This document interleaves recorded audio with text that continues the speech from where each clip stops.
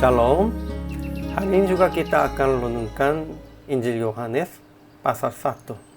Hari ini teksnya ayat 35 sampai 51. Paragraf yang pertama, ayat 35 sampai 42. Dua murid Yohanes mengikuti Yesus dan Andreas memperkenalkan Yesus kepada Simon, saudaranya.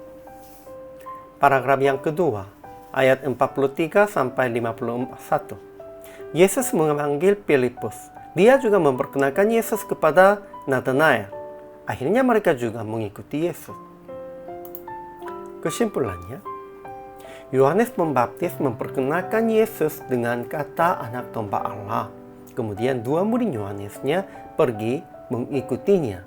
Dan Yesus mengajak mereka dengan berkata, "Marilah dan kamu akan melihatnya."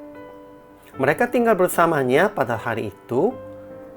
Salah satu dari mereka, namanya Andreas, berkata kepada Simon Petrus, saudaranya, "Kami sudah bertemu dengan Mesias."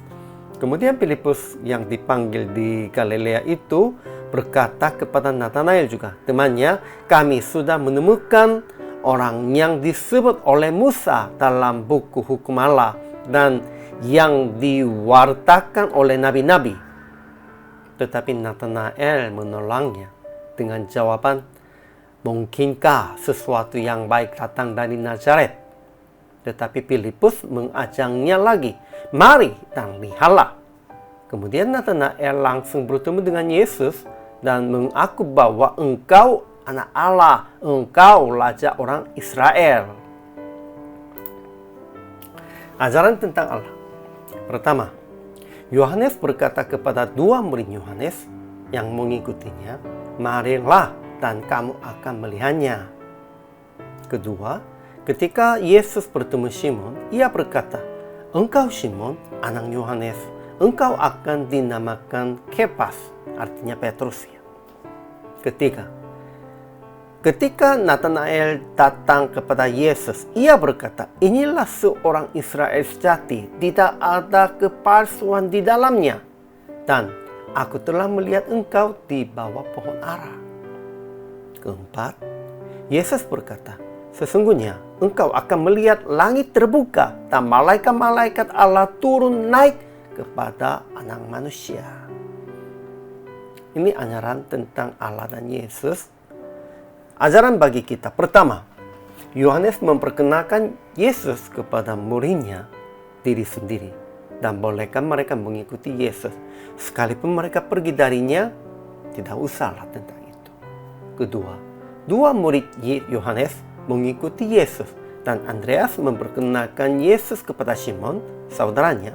Filipus yang dipanggil oleh Yesus juga memperkenalkan Yesus kepada Nathanael. Akhirnya mereka juga mengikuti Yesus.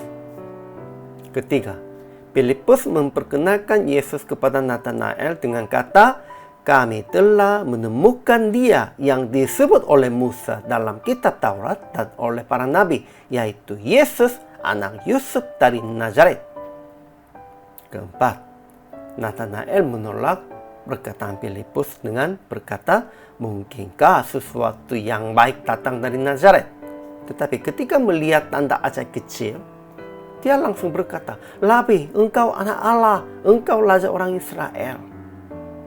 Ya, sebenarnya inilah bentuk manusia.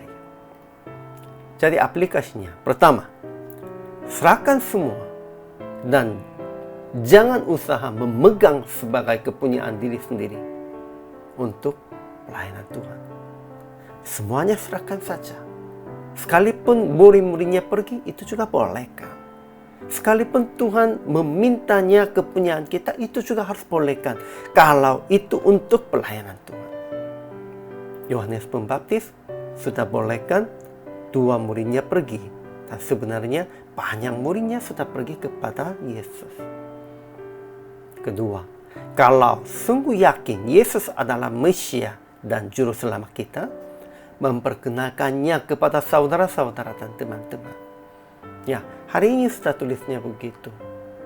Orang-orang, murid-murid yang sudah menemukan Yesus Kristus, merekanya langsung memperkenalkan Yesus kepada saudara dan temannya. Karena mereka percaya Yesus Kristus adalah Juru Selamat.